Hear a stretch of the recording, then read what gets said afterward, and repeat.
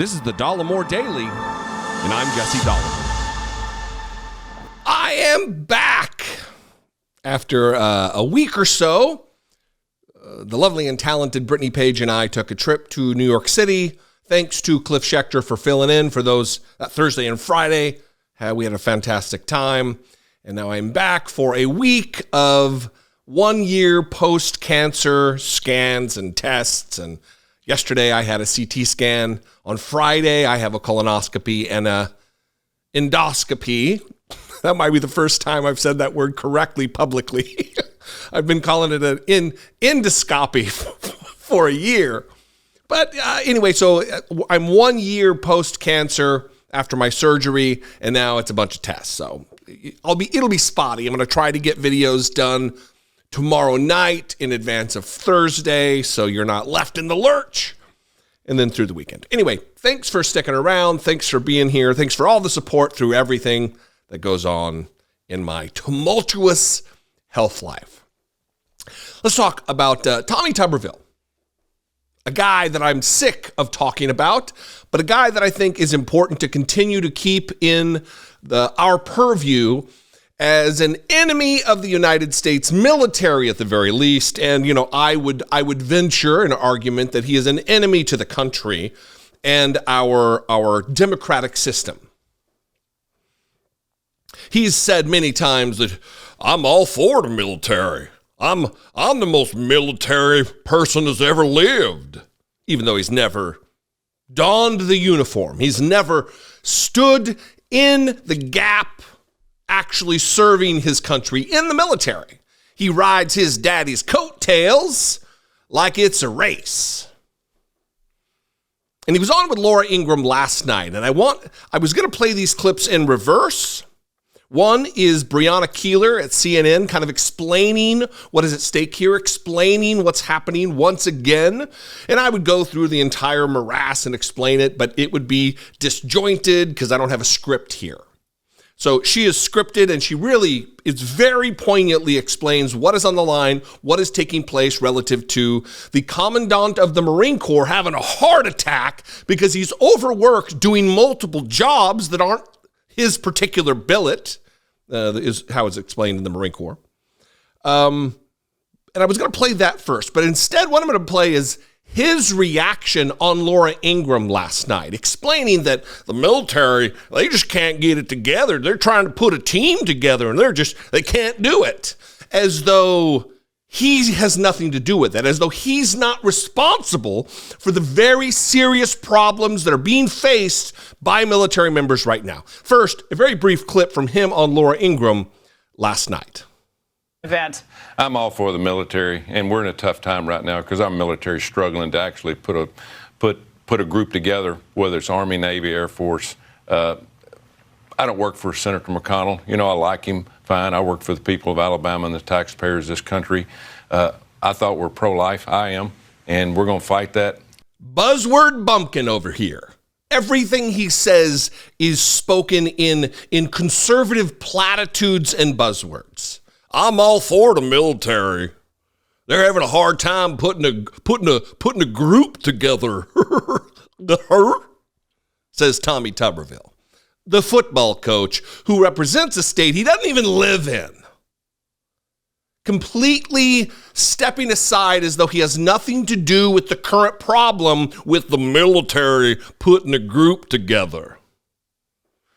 Here is exactly what's taking place now. This is yet another problem that is being faced by our active duty troops because of the actions of one single man, the most military person in the world, Tommy Tuberville. Watch this. This weekend, the Commandant of the Marine Corps, General Eric Smith, suffered an apparent heart attack, according to reporting from the New York Times. The Senate only confirmed Smith for that job last month, I should say, but he's actually been doing two jobs for months, his new one and the old one, because his would-be deputy hasn't been confirmed. And that is because Republican Senator Tommy Tuberville of Alabama is blocking the Senate from what are usually perfunctory votes of grouped nominations of hundreds of general and flag officers across the military. He says he's doing it because he opposes the Pentagon's abortion travel policy, a policy, by the way, that these generals and admirals had nothing to do with adopting, because that's the purview of civilian leaders of the military. Now, to be clear, we have no way of knowing that the stress of these demands contributed to General Smith's health emergency, but safe to say it did not help. Smith himself telling the Marine Corps Times last month, quote, "It is not a sustainable thing when the last thing you do is flip your computer off at 11:30 at night and you're getting up at 5 o'clock in the morning." General Smith is now receiving care, according to the Marine Corps, as they scramble to fill the void.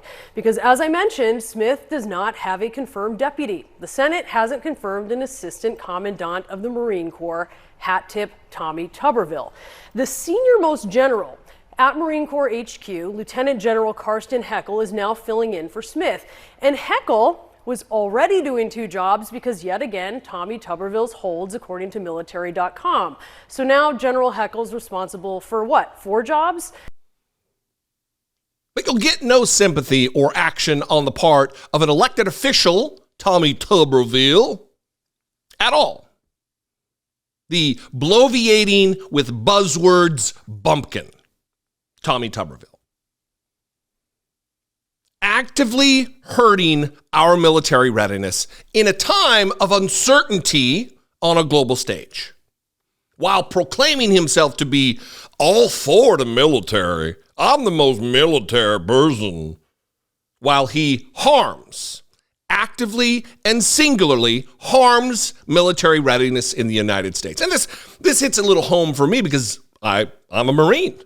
I served 4 years on active duty in the United States Marine Corps.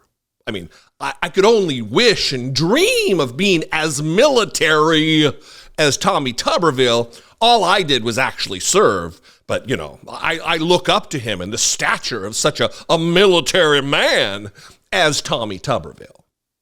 This is more hypocrisy and projection on the part of Republicans, claiming to be all supportive of the military and the troops and morale and readiness and the defense of the United States of America, while on the other element of it, the other side of that coin, doing everything he can at every moment that he's awake to harm our military readiness, to distract from the very serious global threats around the world that our military faces directly. If only they also could be as military as this bloviating bumpkin. What do you think? I would love to know. You can leave a comment in the comments. We can mix it up there. You can also call and leave me a brief voicemail, 714-576-4054. Of course, you can email me, as always, daily@dollemore.com. I would love to hear from you. If you appreciate what I do and you want to help support my work, you appreciate the way that I deliver the opinions that I have, if you appreciate the news that I analyze and comment on, if you appreciate it, if I bring you value, please consider supporting my work. Click the join button below, become a channel member for $2 a month, hit the super thanks button, or you can go over to patreon.com/IDoubtIt podcast. Follow me on the social medias. I'm everywhere. I got to add Blue Sky in there. I'm over there at Dollemore, and Twitter and Threads and TikTok and Instagram and all of them. Facebook, @Dollemore. That's where you'll find me. I appreciate you guys. I'm very happy to be back. Fantastic. Thanks for your support and your patience while I was taking a few days off. I'll see you next time. Until I do, be genuine. Take care of one another.